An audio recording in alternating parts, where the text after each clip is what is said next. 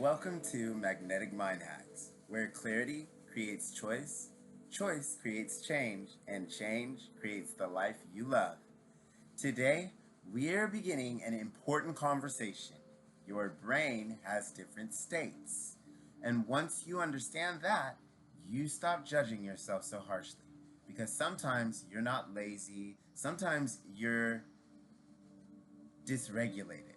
Sometimes you are not broken, sometimes you're running an old program. Sometimes you're not failing, sometimes your mind and body are simply operating from a state that does not match the life you're trying to create. And this is why brain waves matter. Brain waves are patterns of electrical activity in the brain.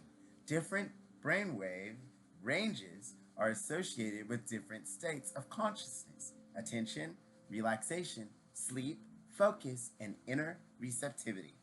For magnetic mind hacks, we are going to keep this clear and useful.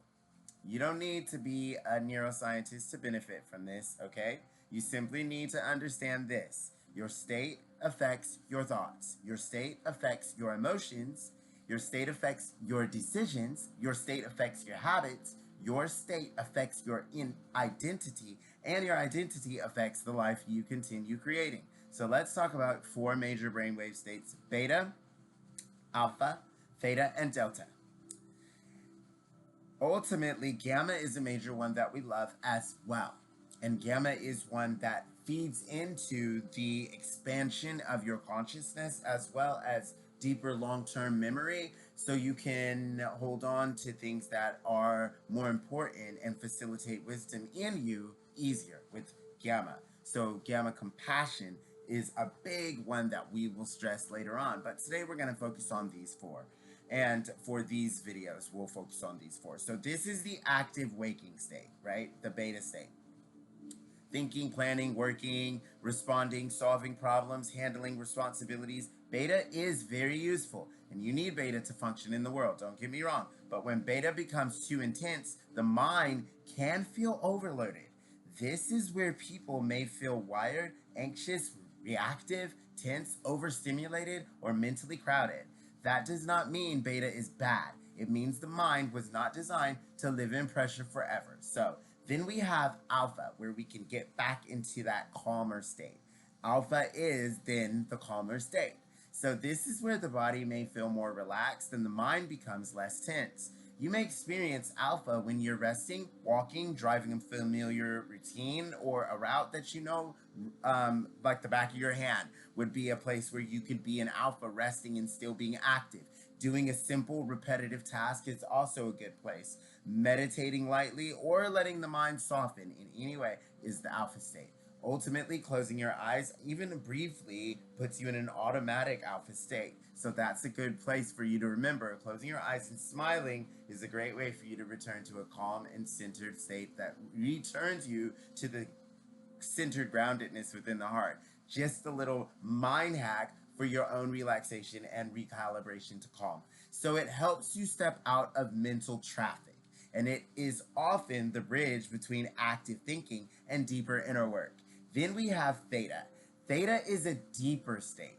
Theta is commonly associated with deep meditation, hypnosis, or getting the mind to truly grasp new concepts and wrap itself around and create new realities, even around a seed thought or an affirmation. So this can also be where you speak to yourself in early sleep or right after waking up is also a good place to find theta. Dreamlike imagery is also a common association. Creativity, inner reflection, and subconscious access on all levels is all theta. This is one reason that theta is so important in hypnosis, visualization, meditation, identity work, and subconscious reprogramming. So we will work with theta a lot in this channel, okay? Because when the mind is in a deeply receptive state, it may become easier to work with imagery, emotion, belief, memory, and identity.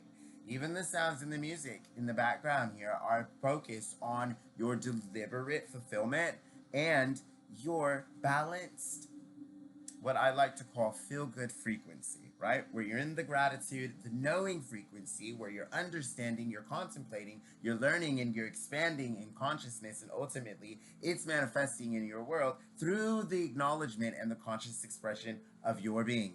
So this is not about losing control. This is about becoming more aware of the doorway between the conscious and the subconscious mind. And then we have delta. Delta is the slowest of these major states. Delta is commonly associated with deep sleep, restoration, unconscious processing, and deep body repair. You're not usually trying to think your way through Delta, right? Delta reminds us that transformation is not only mental, but if you can get to thinking in the Delta state, well, that's where reality creation becomes second nature for you. And some transformation happens through rest as well. Some healing happens when the mind stops forcing, and some integration happens when the body finally gets permission to recover. So here is the mind hack. Before you ask, what is wrong with me? Ask, what state am I in? Am I in a pressured beta state? Am I in a calm alpha state? Am I in a receptive theta state? Or am I in a needing deep rest and restoration state of delta? Because many people are trying to make life-changing decisions from survival states, and they're trying to manifest from fear, and they're trying to reprogram their mind while their body still feels threatened. They're trying to focus while overstimulated, and they're trying to heal while exhausted. They're trying to become a new identity while their nervous system keeps rehearsing the old one. And this is why state comes before strategy. If your state is chaotic, your thoughts will usually sound chaotic. If your state is fearful, your future will often look threatening. And if your state is calm, your choices become clearer. So if your state is receptive, new beliefs can land more deeply, right? And if your state is grounded, your identity becomes easier to embody.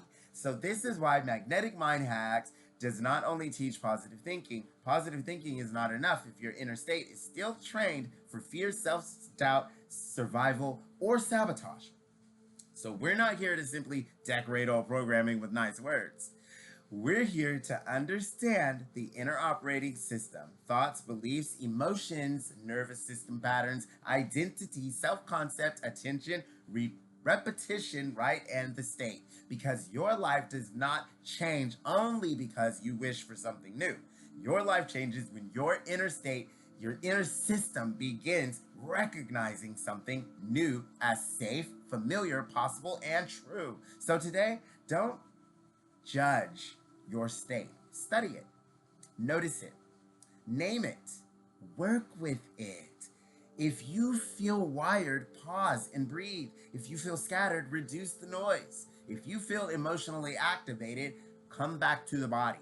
If you feel exhausted, honor restoration. And if you feel calm, use that moment to plant a new identity statement. Here is today's reframe. I do not have to fight my mind.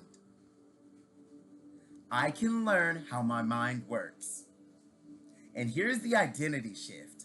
I am becoming aware of my state, my mental state, my emotional state, my physical state, and my embodied state. And awareness gives me choice. Because once you can notice your state, you are no longer completely controlled by it. You can pause, you can regulate, you can redirect, and you can rehearse a new identity. You can choose the next pattern, and that is where transformation begins. Clarity creates choice. Choice creates change. Change creates the life you love. Until next time, stay curious, and welcome to The Rewiring.